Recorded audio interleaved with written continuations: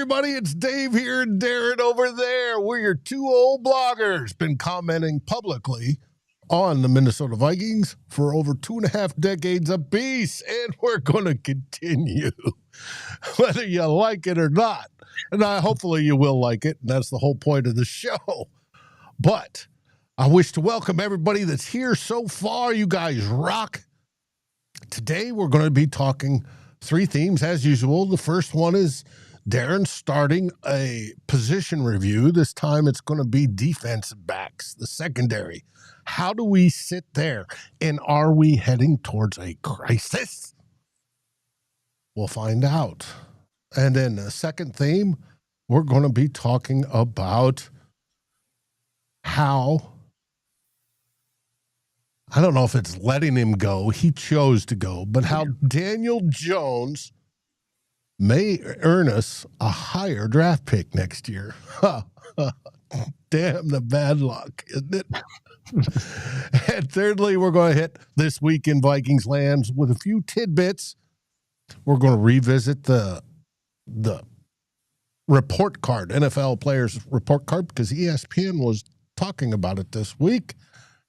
And then we're going to talk about how prices have gone up over time. And is it just inflation? We'll find out. And then finally, we're going to end up with, we lost a player to another team, Shaq Griffin. And we'll hit up on that.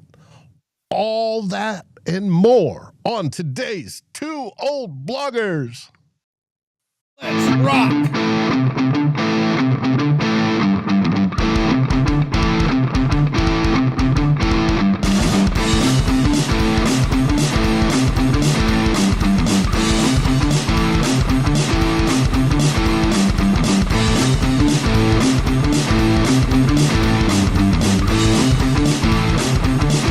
Vikings First and SKOL presents This Week in Vikingsland with Darren and Dave, your two old bloggers. Hey there, buddy. Everybody wants to know from last week, did you win? We did. Fast pitch champions in the tournament. So did win. Had a good day myself, which is always nice. I like winning, but I like winning and playing well even more. So those two things collide. I'm happy. Gotcha. Well, that's good. How long does the season last up there? 3 weeks? You're not too far off, Dave. Begins the first week of June and we end like like the third week of August. So it's about 2.5 months, not very long. Okay, gotcha. Yeah, and hopefully before the snow flies.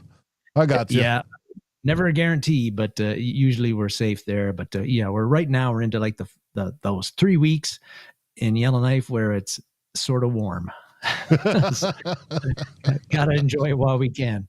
Yeah, I gotcha. Hey, I want to welcome Raymond, Norsefius, Force of Norse. That's cool. Duncan, Daniel, we got Trey. I saw the Drewsters here. Yep. And Peter's here as well. And anybody else I miss, I apologize, but welcome. It is the show where you get some seasoned opinions and analysis on the team we all love. Very seasoned, Dave. Yes, very, very seasoned. Now, it's time to start off with theme 1.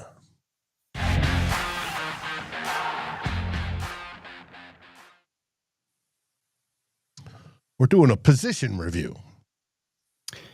We are. Folks that watch the show regularly, Dave, know that at the end of every season, you and I do a positional review of the Vikings, and it's looking at kind of short term, like basically this offseason, who do we think is going to stay, who's going to leave, who might we bring in free agency, who's available, do we need to bring anybody in free agency, is the draft, are we going to draft somebody at this position or that position, and we try to make some educated guesses on who will be at X position in 2025.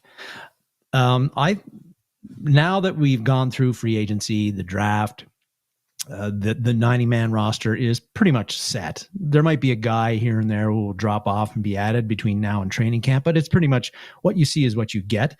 And so I wanted to look at, well, now that we know everybody who's on the 90-man roster now, I wanted to look at, and we're in a bit of a dead zone here as far as news for the next 3 weeks. Hopefully it stays that way, because usually news about this time is bad. Now, we do have the Jordan Addison deal coming up July 15th, and we'll see how that happens. It goes along a little over 2 weeks. We'll have that. Mm-hmm. But I wanted to look at, try to look at each Vikings position group right now and kind of look long-term at those positions and how things are looking. Do the Vikings have a position, each are their positions? Do they have young talent that could be around for a long time? Or is it a bunch of guys, veterans who could be one and dones, or veterans that we've had for a little while who could be extended a year or two? Just how that's all looking long term. And in the NFL, Dave, as you know, long term is not very long. The average NFL career is 3.3 years. So not even a full rookie contract. That's how long an NFL, an average NFL player's career lasts. So we're looking at 3 to 4 years is kind of long term, I'm thinking of. So I wanted to start that this week. Drew's got a question about cornerbacks and if we'll be adding one, and we'll get to that a little bit later on whether we're going to add somebody soon or not. But I'm wanted to start with the defense this week and look at the secondary. I'm going to combine the safeties and the cornerbacks and kind of see how are we sitting long-term, recognizing long-term is not very long in the NFL. Going to start with the safeties. You got some nice graphics up there, Dave, but I'm really looking at this in like who we've got at each position and their contract status, basically, and also how these players are shaking out as far as how good have they appeared to be in the years that they've been with the Vikings. Could they be in line to be here a long time? Well, looking at the safeties right now, Dave, we've got 5 on the roster. The Powell kid, let's just say I don't feel he's going to be long for the Vikings, but he might stick on the practice roster. But the top 4 guys, I think we can be pretty confident they'll be the Vikings 4 safeties in 2025. So how is that looking as far as long term? Well, of course, Harrison Smith, 36 years old. I was a bit surprised that he came back for his 14th season in 2025. Happy that he did. But at this point in time, Dave, he is set to be a free agent at the end of the 2025 season, going into 2026. Now, is he going to play in 2026? I don't know. We're not sure. But at this point, Harrison Smith is on a year-to-year type deal. Like, I would be very surprised, even if he plays in 2026, whether he would play in 2027 when he'd be pushing 38, 39 years old. A long way of saying, Harrison Smith is not going to be around forever. He's probably not going to be playing football more than another year or two, if that. This could be his final season. He's not a guy you can bank on, as much as we love him, who's going to be here long term. It's short term with Harrison Smith, which is okay. Josh Metellus. Now, here's a guy, he is set to be a free agent at the end of 2025. There's been lots of speculation about him getting an extension. He's earned the extension. The Vikings want to keep him on the team. We talked about this, I think, last week or the week before. But even though he's listed as a safety, Dave, we know half the time he plays linebacker. And some of the time he's playing even defensive line. Yeah, he plays all over. He's a joker position. All over. So, but he very rarely is he like a true safety, but he's listed as a safety, so we stick him on here. Because of that positional versatility and how Brian Flores uses him, of course, that's going to be the issue with the extension. I think the Vikings are going to get it done, but his agent and the Vikings have to agree on what his versatility and all the things that Brian Flores asks him to do, what is that worth today in the NFL? And that is still a question. Again, I think the extension is going to get done, but right now he's still set to be a free agent. It hasn't been done. And so all we can say is that Josh Metellus is only a Viking guaranteed for this season and not anywhere beyond that. So some uncertainty there on whether Josh Metellus, I think, is a core key guy with the Vikings, but does he remain with the Vikings? Still a question mark. So we can't really bank on him being with us long-term either. Jay Ward. How old is he? Metellus is 27. Yes. Yeah. Age plays a factor. It does. He just turned 27, I think, in January, though. So, but, and the first couple of years, he did not have a lot of miles on him, played a lot of special teams, but not defensive snaps. Anyway, Jay Ward, he's going into his third year, basically has not played at all on defense up until this point. He's set to be a free agent in 2027. Thank you, T-Bass. Yes, thanks, T-Bass. Did he throw in $20 there, Dave? Man, he threw in 20. Yeah. He wants us to have a drink after the show. I'm going to have one during the show, but okay. I appreciate it, T-Bass, very much. I am also having a drink. But, Jay Ward, we don't know what his future is going to be with the Vikings, but he is set to be a free agent in 2027.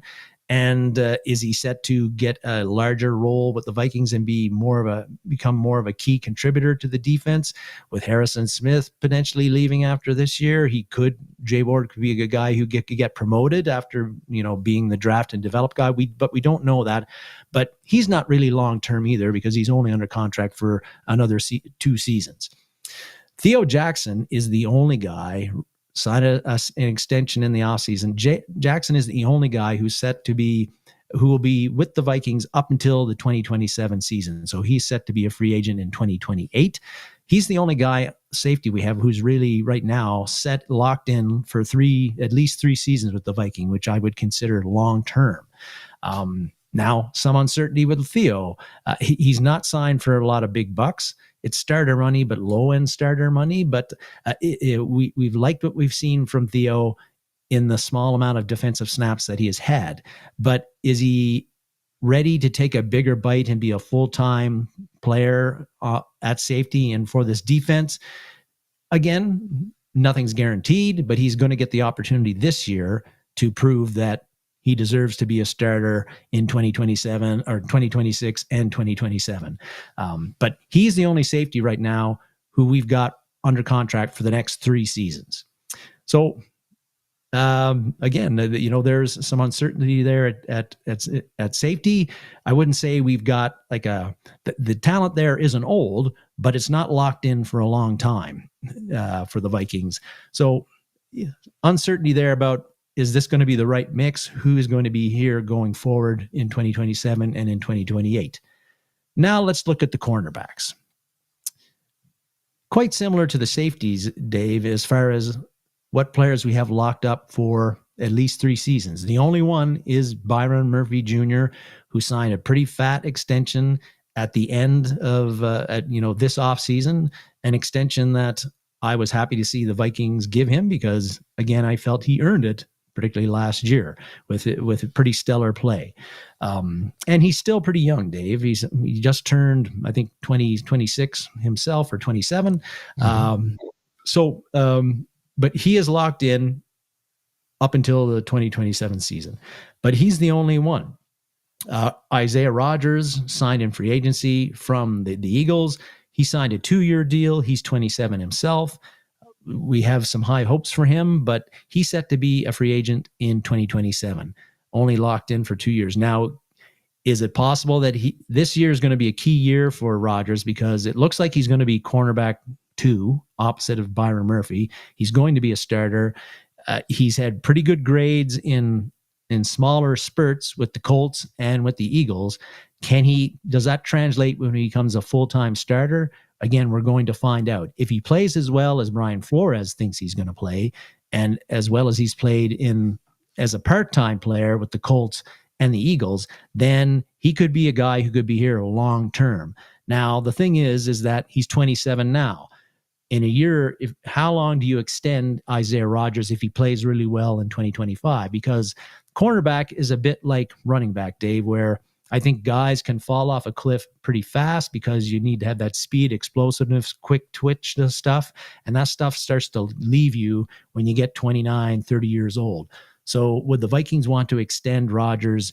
If he has a good year this year, would they look to extend him into 2028 and 2029 when he's getting to be age 30, we don't know. But some uncertainty there with Rodgers and how long he could be a Viking. Right now, set to be a free agent after the 2026 season, in 2027 offseason. Other guys, Mekhi Blackmon. He's in his third year as a rookie. He is set to be a free agent in 2027 as well. Again, uncertainty there, coming off an ACL injury.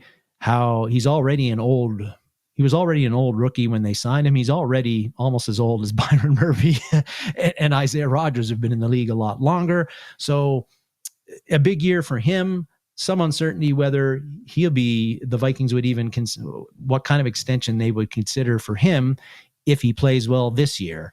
But again, he's only here until 2027. And then you've got other guys, Jeff Okudah and Tavir Thomas are just on 1-year deals right now. Dwight McGlothern, last year's undrafted rookie free agent, I wouldn't say sensation, but he played pretty well, made the team. He is set to be a free agent in 2026 too, but even his roster spot this year is not guaranteed. He's going to face competition from some, Vaughn and a few others on the depth chart as well. And then the other cornerbacks you see down there, Dave, these guys are first, second-year guys who are fighting for practice rods positions or just making the team and the practice squad at all. So if you're keeping count of the safeties and the cornerbacks you have listed, only Byron Murphy Jr. and Theo Jackson are locked in through the 2027 season. And otherwise, a lot of uncertainty about how long these guys are going to be here. And I think that what this shows is that the Vikings, their safeties and cornerbacks, they've got some young talent there. It's not really old, and it's not filled with vets like it was last year when you had Gilmore and Griffin as well, and they were one-and-done vets. But we're not really certain about how long these guys are going to be Vikings and whether they're worthy of being Vikings for a long time. This is going to be a big year for a lot of these players. I think that what you're based on how the contracts are working for these guys and the various talent levels of them, and are they good or are they not good? I think you're going to see in the offseason next year, the Vikings, there's going to be a lot of rumors and speculation that the Vikings are going to be targeting a cornerback or a safety early in the draft. Again, I think you're going to be looking at them, Kwesi Adofo-Mensah and his front office. They're going to be targeting these positions early in the draft because of the uncertainty, unless a lot of things work out. And in free agency too, we're going to be looking at adding cornerbacks to supplement the roster and strengthen the roster. Now, it could have been a little bit different, Dave, if a few things had happened, particularly if Lewis Cine and Andrew Booth Jr. and Kyrie Jackson. Now, if Cine and Booth Jr. had panned out and had not played themselves off the team, and Kyrie Jackson had not died tragically in a car accident last year, things could have been different at the cornerback and safety position long term. Because if you had hit on two or even three of those guys, they would be in line to be getting an extension after their rookie contracts and being here long term. But Cine and Booth aren't here anymore, and Kyrie Jackson didn't even get a chance to be here, really.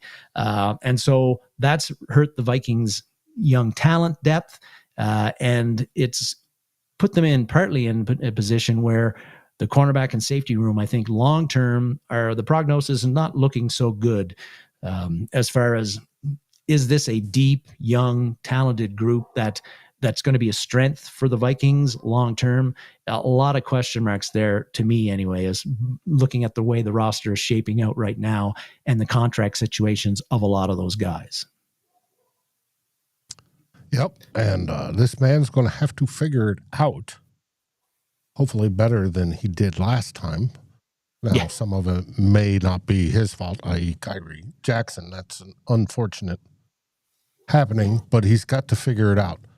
Now, why I included the ages on here is I did some research on when's an NFL player's prime, when do they decline, when do they start to decline, and all that.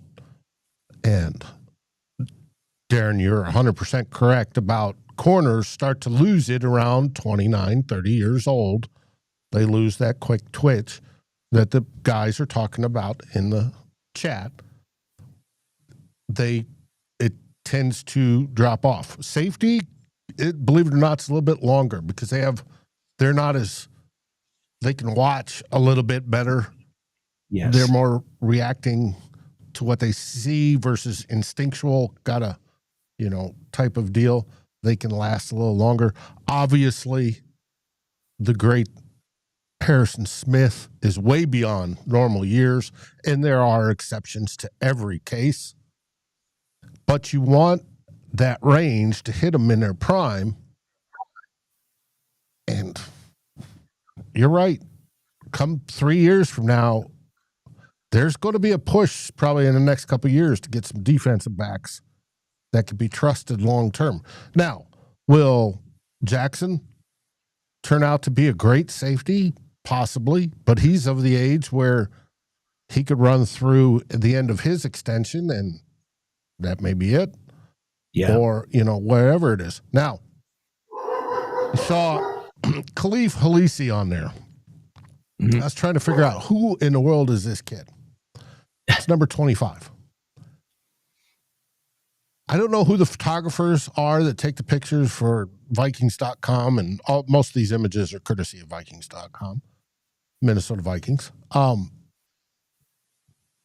They have a deal for him because he absolutely positively has a ton of pictures of just him where he's featured on the photos, which I found interesting. I don't know if it's a female photographer and she's, smitten or enamored, whatever it is. Yeah. Thank you, Sarah. Appreciate it. It's been a while. Welcome We've missed you. Even sent up the bat signal last week and you didn't show up. And by bat signal, I mean I was talking about Kirk Cousins. And I expected you to come running. It was nothing good. Nothing, nothing to worry about. So, but I'm glad you're here. And, but it's going to be interesting over the next few years. Now, if you probably look at most teams, they probably have real similar position groups for ages. When you're looking 3-4 years out, it's going to be hurting. And that's the whole idea. You turn over, what do they say, roughly a third of the team every year? Yeah. It's a process, but missing on 3, be it Cine, be it Booth, be it Kyrie Jackson, has hurt that long-term development or shorter-term development that we just don't have. It's a hole. And so it's got to be made up from Brian Flores's covering it up and maximizing the players we do have. But it's an interesting topic. What's the next? Well, we're going to go with the linebackers next week. I'll go both inside and edge on that as well. But Aaron was talking about whether we have the salary cap to add a big player next year. Teams always have room to add one guy. And Rob Brzezinski will find a way to make it work so we can add more than one guy. But it'll depend, of course, on. No, we didn't sign Reisner yet. Anyway, I don't think we are going to. He hasn't signed at all, Dave. I believe. I don't think so. I think he's unemployed. Yeah, so he'll be making more TikTok videos, I imagine, begging to be employed here. But will cornerback be one of the spots where we add somebody? And Drew said he thinks that we're going to add somebody within the next 30 days. And this week in Vikingsland, I'm going to touch on that a little bit, Drew, regarding the Shaq Griffin situation. And so, yeah, we'll talk about that. But I get the feeling that not in the next 30 days, but a lot will depend, I think, on what the Vikings see in training camp and beyond, too, on that. Mm-hmm. Could be. All right. That does it for Theme 1 and what comes after Theme 1, but Theme 2.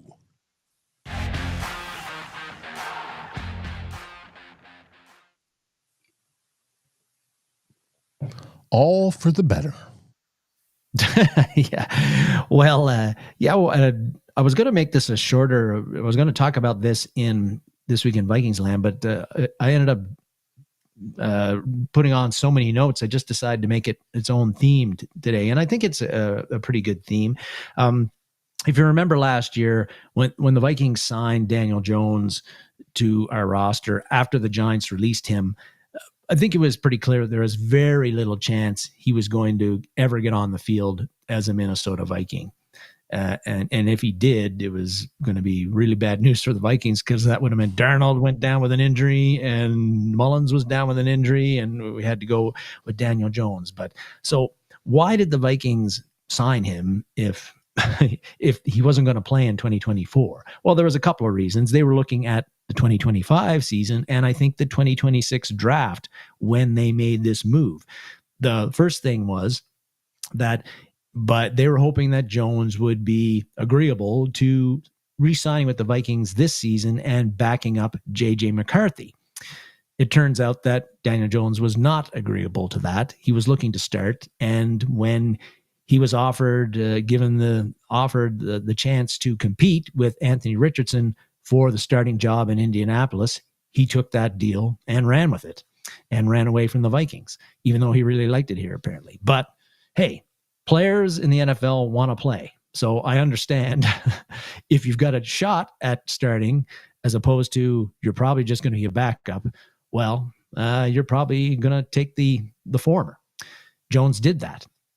But the Vikings, I think they knew there was a decent chance that Jones would get an offer he couldn't refuse to potentially start somewhere. So the signing of him was not only the signing of that was also looking at, well, if we sign Jones and have him on the active roster, of course, we can get potentially a comp pick for him. And it could be a good one because he is a quarterback, and quarterbacks sign usually for pretty substantial amounts of money. And if they play a lot. Well, we're learning that this dream could be coming true for the Vikings and Kwesi Adofo-Mensah and Kevin O'Connell, because the word out is with Anthony Richardson, who is injured right now, some sort of shoulder issue, hasn't joint issue. Yeah. Hasn't participated so far in minicamp OTAs. The word coming out of Indy is that Jones has taken a significant lead in the competition right now, that he is right now looking like the odds-on starting quarterback for the Colts this season. And if that happens, if he, based on the contract he signed, which wasn't humongous, but the contract he signed, and if he plays a significant number of snaps, it looks like, based on over the caps projections, that the Vikings could get a 4th round comp for Daniel Jones if he plays the right amount of snaps along with his contract. That'd be really good, Dave, because right now, as it stands, the Vikings are probably losing their own 4th in the 2026 draft because of the Cam Robinson trade.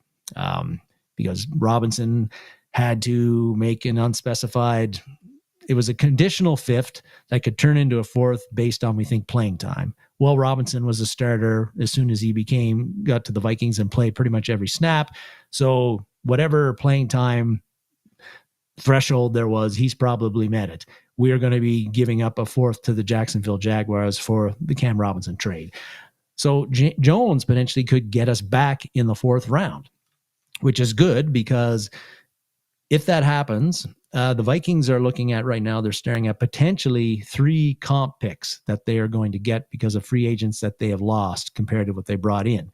They're getting, once again, they're going to get the top comp pick overall, just like they did last year with the Kirk Cousins signing, because Darnold signed with the Seahawks. We're going to get a 3rd rounder, the first 3rd round comp we're going to get because of Sam Darnold. That seems to be pretty much guaranteed right now. Jones could get us a 4th. If he doesn't meet the playing threshold, the snap threshold, we might get a 5th, but we are going to get something, a 4th or a 5th for Jones. Right now, it's looking like a 4th. And on top of all of that, we could get a 7th for either Trent Sherfield, who signed with the Broncos, or Johnny Muntcake, who signed with the Jaguars.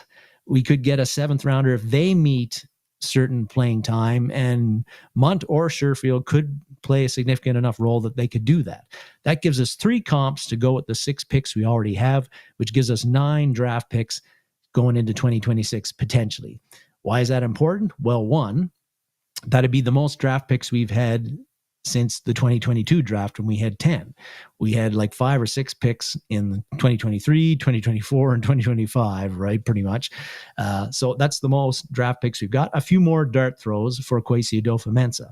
I think the other thing that makes this important is that it gives the Vikings more draft capital and Kwesi Adofo-Mensah more ammunition if, hopefully it doesn't happen, but if we have a significant injury that at a significant position in 2025 and Kwesi Adofo-Mensah has to make a trade to supplement that. It's happened the past 3 years, right? Like in 2022, Irv Smith Jr., was our starting tight end. He got hurt. He was going to be out a long time. He's now with the Texans, but yes. Yeah. If anybody's wondering what's happened to Irv Smith, Dave just informed you. I wasn't even sure. I didn't even know where he was these days. But he went to what, the Jets? I think so, yeah. But, I think it was the Jets he first went to. And then he signed on the Texans practice squad late last year. Due to injuries, he came in and played, and he signed a 1-year deal this year. He's up there in age. Yeah.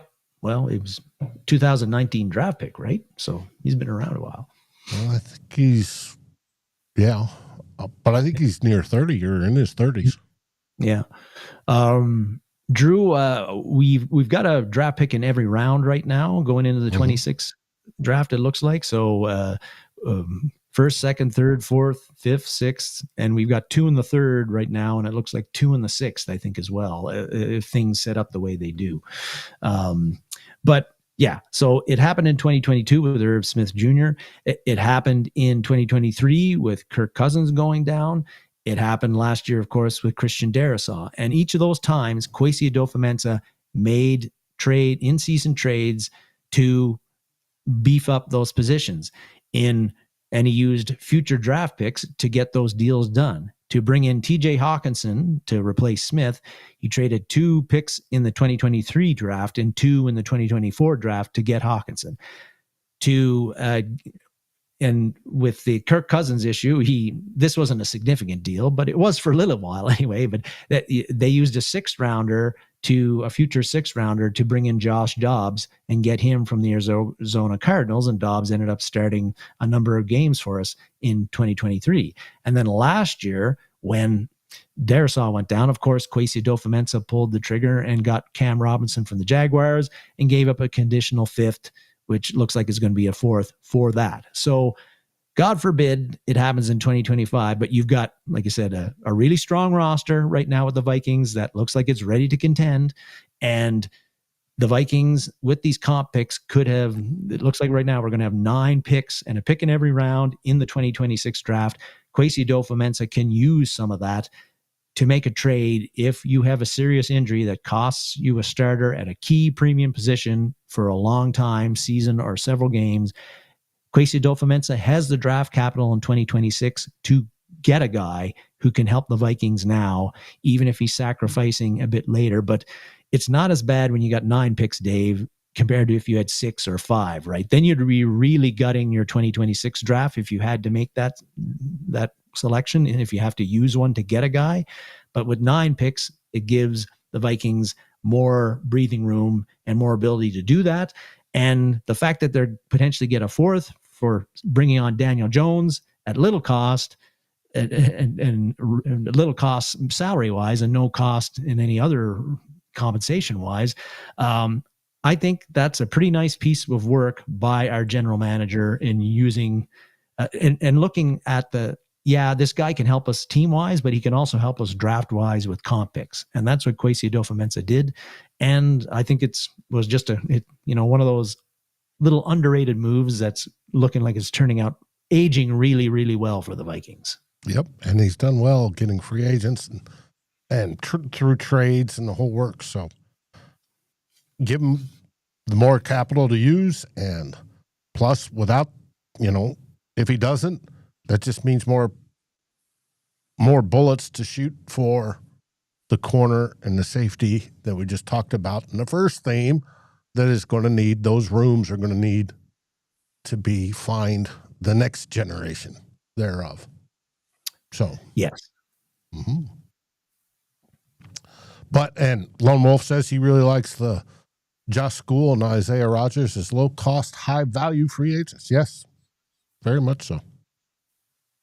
And SKOL potentially could be your starting left tackle game 1 against the Bears. I hope not, but that's what he was signed for, to be a guy who can come in there and not have the ship have disastrous games. Yeah. Yes. Yeah, disastrous games, which he has proven he can do at Tampa Bay. Mm-hmm. So, what comes after theme 2? Theme 3, Dave. Always theme 3. Sometimes you can do a third, fourth theme. Sometimes. Not today.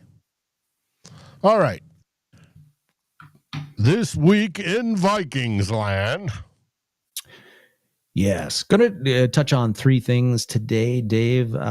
First thing is, we have talked a number of times on this show about the NFLPA's team report card, where they look at how all NFL teams are treating their players and the kind of work environment that they have. The Vikings, of course, have been at the top of the charts, or close to it. We did mention Dwight McGlothern, i.e. Nudie, and Vaughn. Yep. So we have talked about these report cards before, and how the Vikings' high marks in it, we think is going to help them, has helped them, and is going to continue to help them if they can keep up the good work. Bring in free agents when they go free agent shopping. We're starting to get more, but of course that's us just speculating that this is the case, but we're starting to get some actual anecdotal evidence that this is actually the case. And we got some more this week because ESPN did a story about how teams treat players' families, how that's become very important to the NFL players. And that's good news, because the Vikings finished number 1 in this category last year's report card. The NFLPA specifically called them the gold standard in the NFL as far as treating players' families. And in that ESPN story, Dave, a few teams got called out for how poorly a job they do on this. The Browns, the Bengals, and the Jaguars specifically got called out for doing a terrible job at this. Meanwhile, other teams, the Cowboys, an F- yeah, for Cincinnati. Yeah. Hey, what can I say? I'm glad I'm not a player on the Bengals sometimes. But the Cowboys, the Falcons, and your Minnesota Vikings were specifically mentioned as doing an outstanding job at treating players' families. And they in the story, they quoted several NFL players. Aaron Jones and Ryan Kelly were 2 of them. Both Jones and Kelly were wooed away from other teams to join the Vikings, and they made it pretty clear that the way that the Vikings treat their players' families was a key reason why they signed with the Vikings, and they really appreciate all that the Vikings do to make it easy on the players as far as dealing with families and making the game day so seamless. They take care of the kids, the families, whoever it is. And again, this is just another example of how important these things are. I still think, of course, said it before, that players want to make as much money as they can in the short amount of time they're going to be NFL players. So money, I think, in general, is always going to be the main reason a player signs with a team. But all things being equal, or close to equal, these other things do matter. And the fact that the Vikings treat players' families so well, and as the NFLPA has said, is the gold standard for this in the NFL, we are seeing evidence now that this is helping them bring in free agents to their team. Now, again, the salary cap is important, and this offseason the Vikings were in position where they had a lot of money to spend, and that certainly helped with signing all these players too. But the other stuff matters too, and we're starting to hear from players that they do base their decisions partly on these off the field factors that the Vikings are doing so well in. Now just get us a Super Bowl. Yes. Yes. No, I think it's great. And the taking care of the family, the daycare during the games, they have people that they assign to help when you first get there, whether you're a rookie or a vet. They hook you up, they give you a place to stay, all that sort of stuff. And it's to get you acclimated so you can focus on football as the player. They take care of the families and all that sort of stuff during the times. They get, help you with school. It's a wonderful thing that they've done. They built a real family-oriented style business, and demonstrated by it's the Wilf family that runs it. And it's good to see that it is a draw for players. And as we all hear, hey, man, I loved it in Minnesota. I want to go back to Minnesota, Kirk Cousins. The whole works, from the coaches on down, they tend to love it here, and they don't want to leave unless, something outweighs it. All right. Sam Darnold gets starting $100 million salary. Hey, I'm going to Seattle. Yeah. Type of deal. But it is interesting that that came up again. And that story talked about Aaron Jones was talking about how the Vikings have staff who take care of they got a home game, you got family in, they take care of the tickets for the players. They take care of finding places for the family to stay. The players used to, and probably with the Bengals and the Browns, they still do, but the players used to have to deal with that stuff, which is above and beyond what you already have to deal with as far as playbook and game plan and practicing and worrying about get your body ready and the whole works. Yeah. Worrying about your job is, but then you got all this other stuff that you got to deal with. Well, you don't have to deal with it at the Vikings in a lot of cases because their staff take care of that stuff for you. And that's got to take a load of worry off a player's mind and just gets them focused on the game, which will hopefully make them play better, which will hopefully lead to a Vikings win, which hopefully will lead to happy fans. That's right. Yeah. And happy wife, happy life. And then the wife gets free daycare and doesn't have to worry about it. She, the kids can be down in daycare and she can watch her husband play. That's got to be a good benefit. Absolutely. They don't even want to come watch the game, Aaron Jones said. His son wants to stay in the daycare. He's having so much fun. Hey. Well, I'm sure they've got the game on TV there, but they're probably playing on the, little slides and stuff and playing games and, face painting. I heard that mentioned. Yeah. So, All right, now to the next one. The next one is one that the Vikings might not be as jazzed about you knowing about. But Dave, you passed along an email you got from somebody from Hard Rock Bet, which I looked up is a online sports book. Drew will love this, being the betting man that he is. But they looked at all four major sports in North American sports and looked at from 1991 to 2025, which team sports has seen the greatest increase in the average cost to go to a game, whether it was NFL, NHL, NBA, or Major League Baseball. Well, it turns out that according to Hard Rock Bet and its work, and they use this based on, they took ticket prices into account, how much it costs to eat and drink there, as well as the merchandise, how much it costs if you want to buy merchandise, that sort of thing, as parking, parking, all that stuff. Determine what it would cost on average to attend a Minnesota Vikings game. Well, it turns out that according to their work, the Vikings fans have seen a 350% increase in the average cost of going to a game from 1991 to 2025. And if you're wondering, in 1991, when the Vikings were playing at the old Humpty Dome, and it was still and it was still relatively new because I think it opened in 1981. So 1991 would have been its first decade in operation, if my math is right. But in 1991, the average cost for a fan to go to a Vikings game was $142 $2,222.50 American. And that's adjusted by inflation, to inflation. In 2025, the cost to go to average cost to go to an NFL or Vikings game is $641.53. So that's almost $500 more. And the Hard Rock Bet found that this was the sixth highest increase, percentage increase amongst all NFL teams. The Vikings were top six or bottom six, depending on how you look at it. Interestingly enough, that team from Wisconsin, where do they rank in this? Numero uno.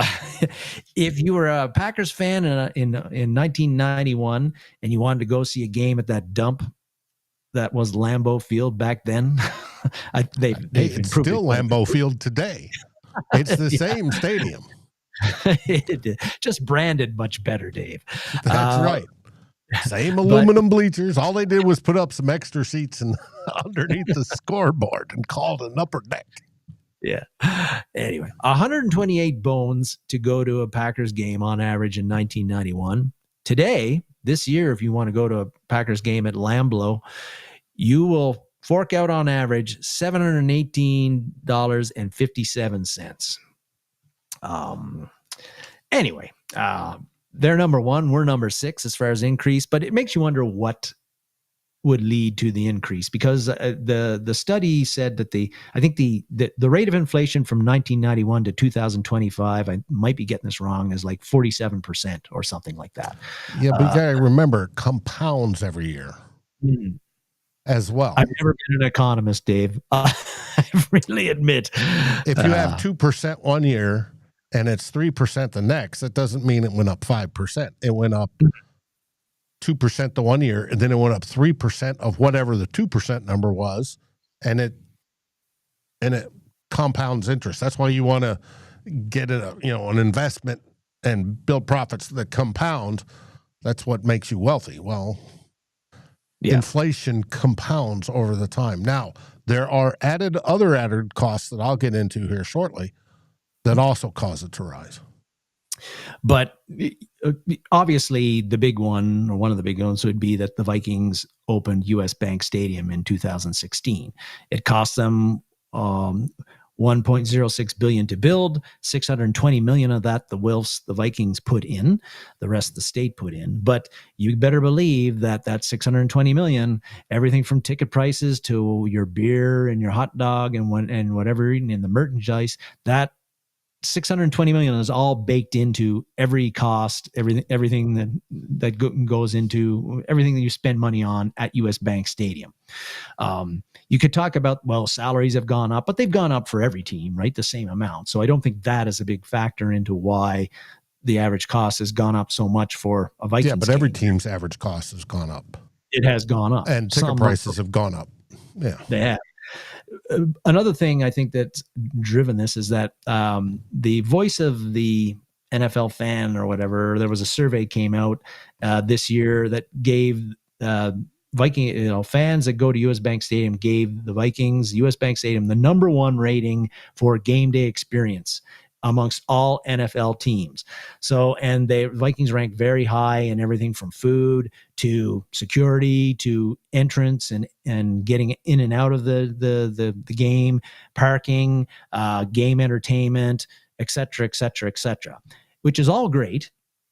But that stuff, the infrastructure and the staff that you need to pull that off, does not come free. So again, that is going into the cost of the game day experience. All that fun and revelry you're getting going to US Bank Stadium, it costs the Vikings to put that on and invest in that, and that they're going to pass that on to the consumer, which is you as a Vikings fan. Now, still, $641.53. That's still a lot of bones. Not as big a deal, Dave, for somebody like me. I live in Yellowknife, Canada. I've never gone to a Vikings home game, but I will someday. But when I do, it's probably going to be a once in a lifetime or twice in a lifetime experience. So I'm okay with eating like $650. No, it isn't. I don't have a house. I live in a townhouse, but Okay. oh, that's good. That's a picture of some suburb of Yellowknife. Not that Yellowknife is huge. It does have skyscrapers. Quote, it does. Buildings over 10 stories. It does. A couple of them. I'll be more than willing to pay the $650 American or whatever it is when it goes to cross that off my bucket list. But if you're somebody who lives in the Twin Cities and you're a rabid Vikings fan and you want to go to every home game at US Bank Stadium, and there's 8 of them this year, to do that based on this average, it would cost you roughly $5,100 American to do that. I don't think there's many people and like many people who would be able to do that, would be willing to do that and could afford to do that.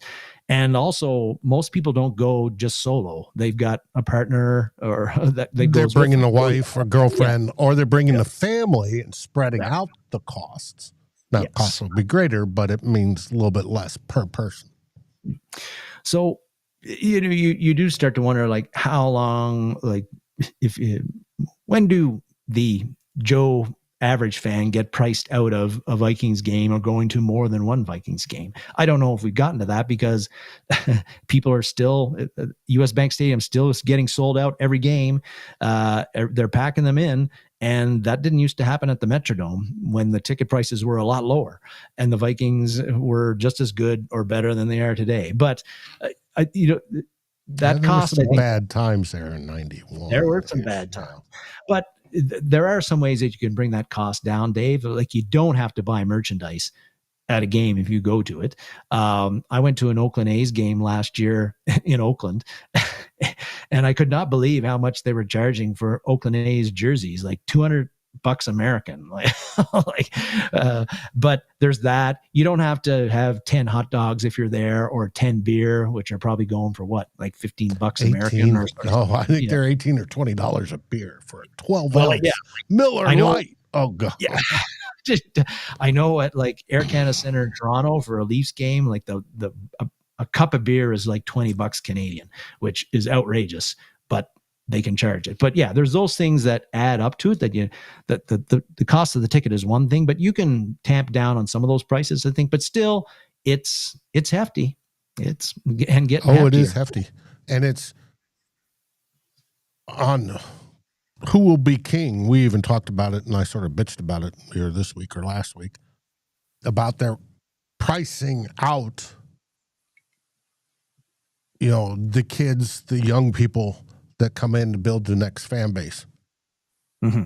Whereas, when we were younger, I could go to a baseball game and sit in the right field bleachers for like $1.50, as a kid, and watch the game, and it'd be fine.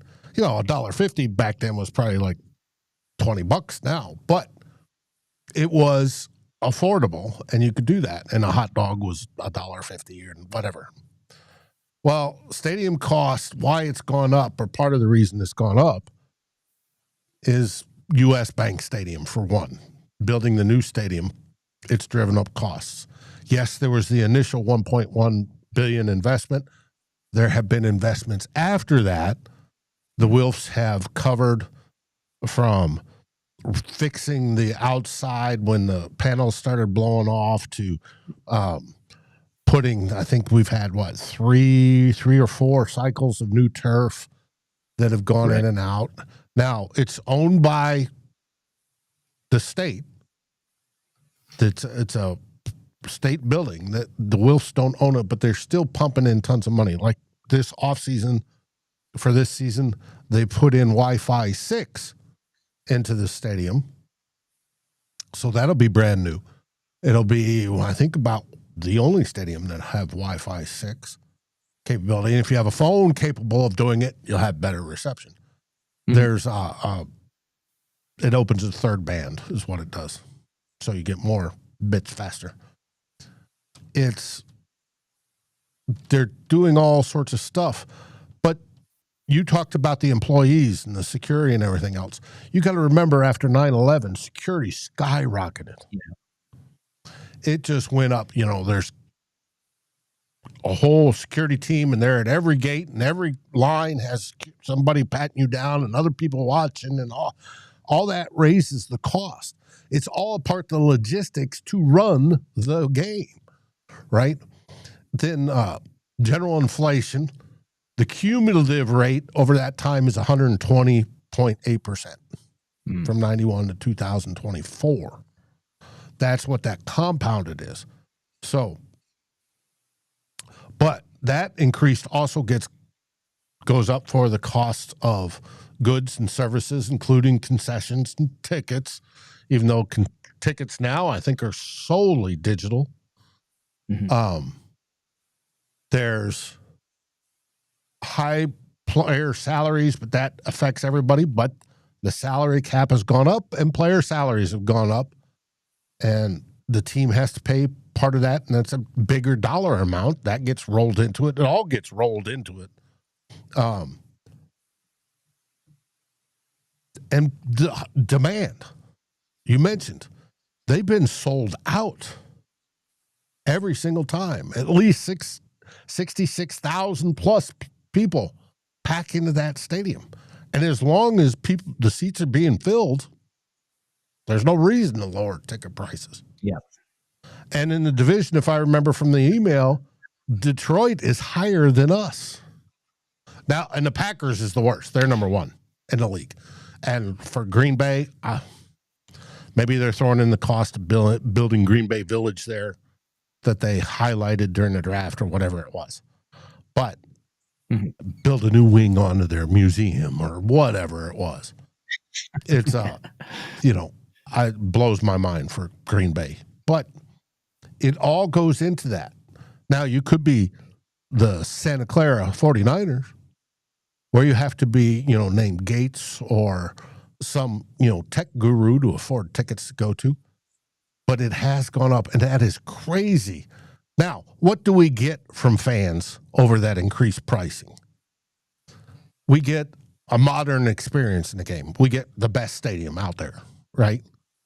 At least one of them. You have the big concourses. You have relatively comfortable seats. You're not sitting on. When I went to a game in New England when I was a kid in 79, they had aluminum bleachers. And the aluminum bleachers, because the game was in December, had ice on them, right? You're not getting that here. You're getting a nice air-conditioned, i.e. nice temperature. You're getting nice seats. The whole works. You're getting that. You're getting amenities that go beyond just a hot dog, a bag of popcorn, a bowl of nachos that you might have gotten in 91. You're getting a huge, dense food option, from gluten-free to veggie choices for the vegans. You have Be Graceful Cafe, Caribbean-inspired items with Twin City food stand. Drinks include specially mixed drinks and draft beers from microbreweries around. Family-friendly features, family restrooms.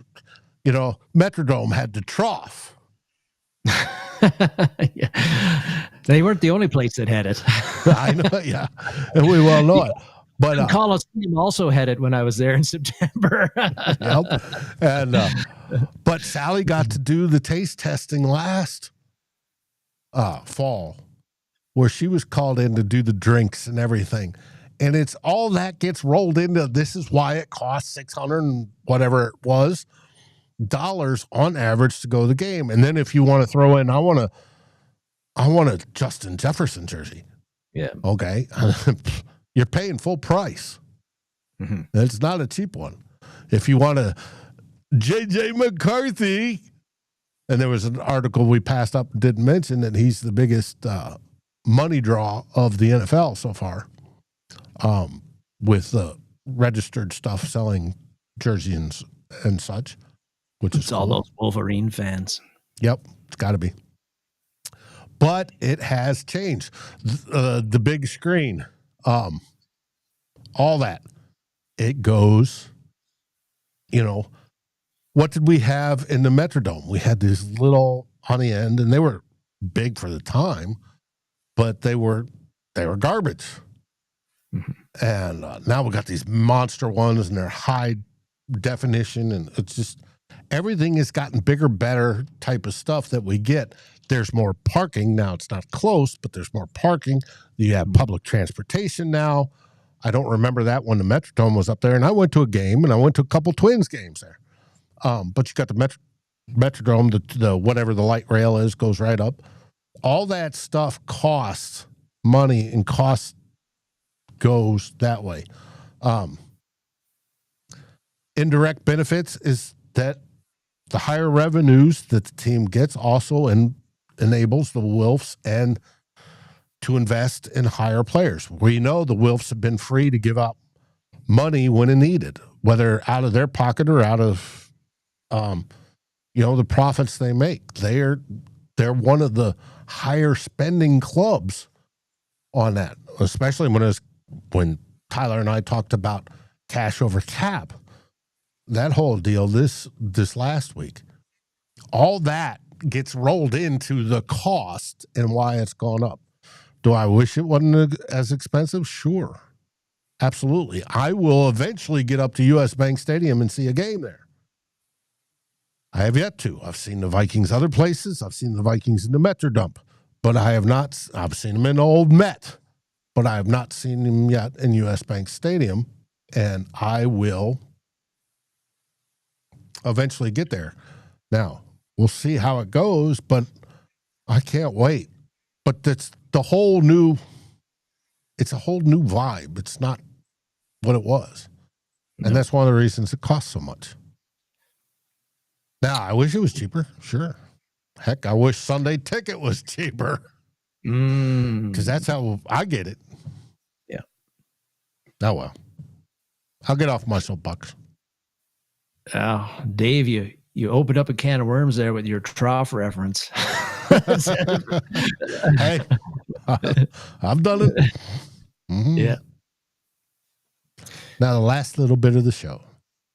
Yes. This gets back to the cornerback talk. And just this week, word got out. Shaq Griffin is going back to his home, like his roots. He signed a 1-year, $4.5 million deal with the Seahawks. That's where he he got a start in the NFL, played his best ball. But it did, last year he was a Viking. And I thought that he did a pretty solid job as the third corner for the Vikings. His PFF grades were not really, pretty so-so. I think he got a 64.5 or something like that grade overall. But he did play 572 defensive snaps for us as a number 3 cornerback. And I don't remember once last season yelling at the TV screen or my computer screen when I had to stream the games that Shaq Griffin is costing us the game. Not once did I say that, which I think says something. I can't say that about some other Vikings corners who have played for the Vikings in the past. So, Shaq Griffin was a guy who filled a role, and I thought he did a pretty good job of it last year. Not going to be doing that this year. And it gets back to the cornerback thing, Dave, because we talked a few weeks ago about, are the Vikings going to bring in Jair Alexander, who got released by the Packers? We talked about, are the Vikings going to trade for Jalen Ramsey? I am in favor of that. And then I also talked, I think, either one of those segments where we talked about either Alexander or Ramsey, about how if the Vikings need a veteran corner, why don't they just re-sign Shaq Griffin? He was still available. Well, he's not anymore. And the reason that we're bringing up Alexander, Ramsey, and even Griffin was that I had concerns, and still do, about the makeup of the Vikings cornerback room. Said it before, say it again. Byron Murphy Jr. is the only proven guy that we have on the roster right now who's played full seasons in the NFL at full defensive snaps and has played at a passable or even better than that level. Other than that, a lot of question marks. And so that is why Alexander, Ramsey, even Griffin seem like they wouldn't be a bad idea if the Vikings brought them in. Well, they didn't sign Alexander. It doesn't appear they even talked to him. He signed with the Ravens.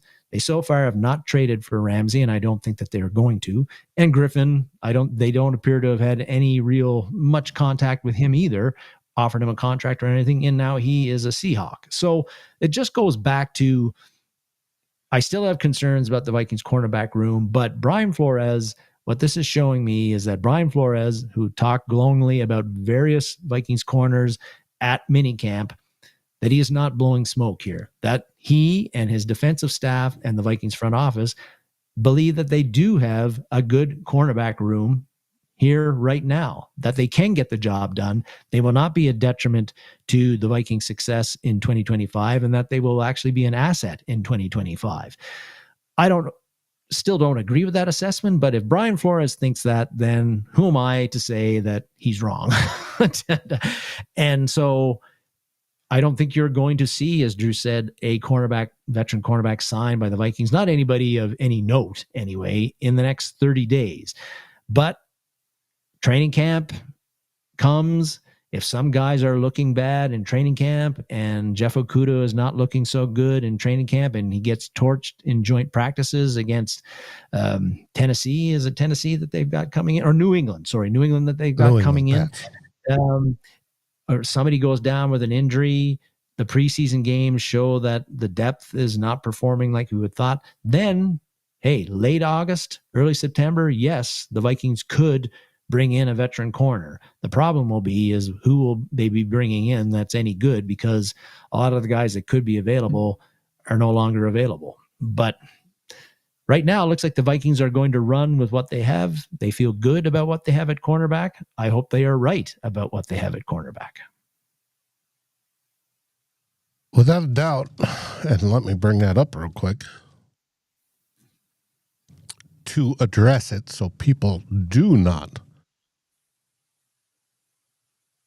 question. Kill this.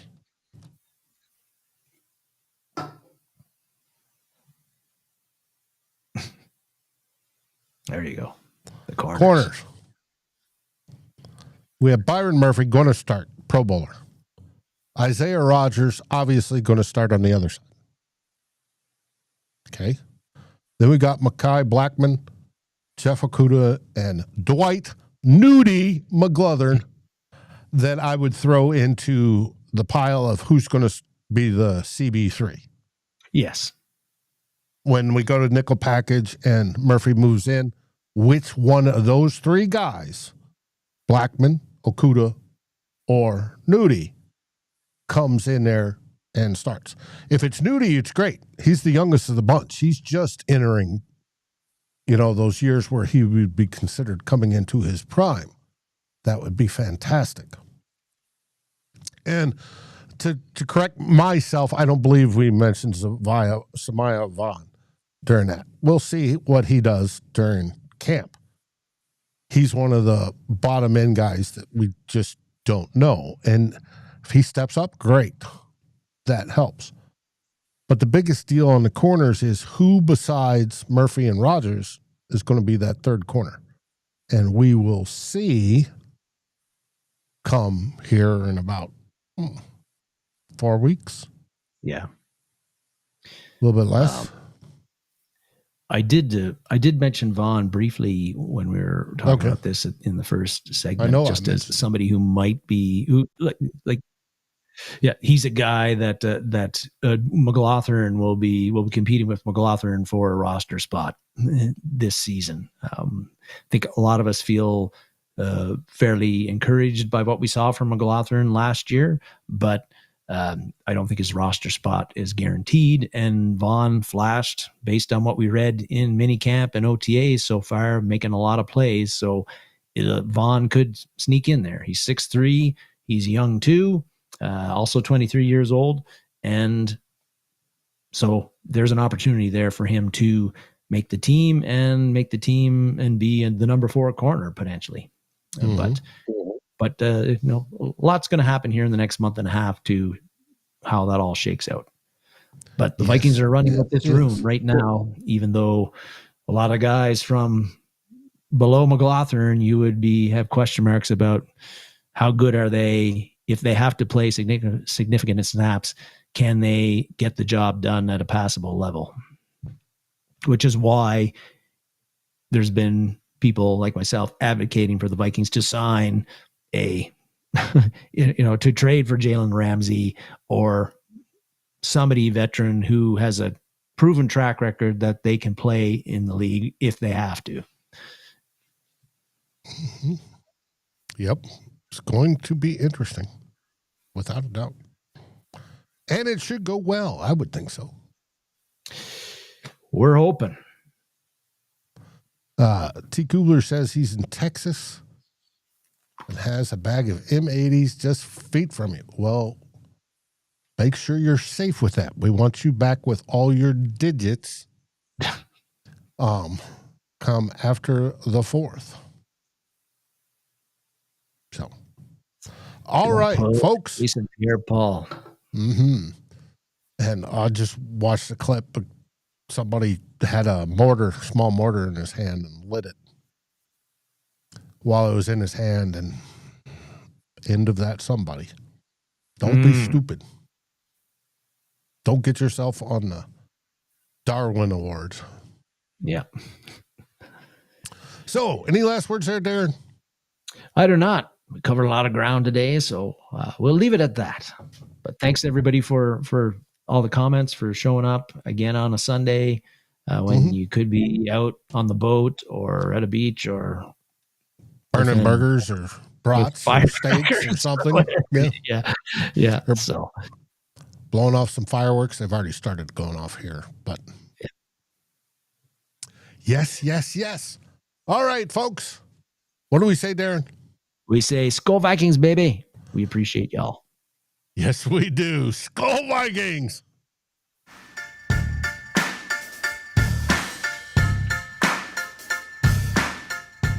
Like, subscribe, and ring the bell, and rate us on your favorite podcast aggregator. Darren and Dave, thank you for watching this episode of Two Old Bloggers. We look forward to seeing you on every show on the new Vikings First and SKOL. You can find our podcast as part of the Fans First Sports Network. Sports takes for the fan, from the fan. SKOL, everybody!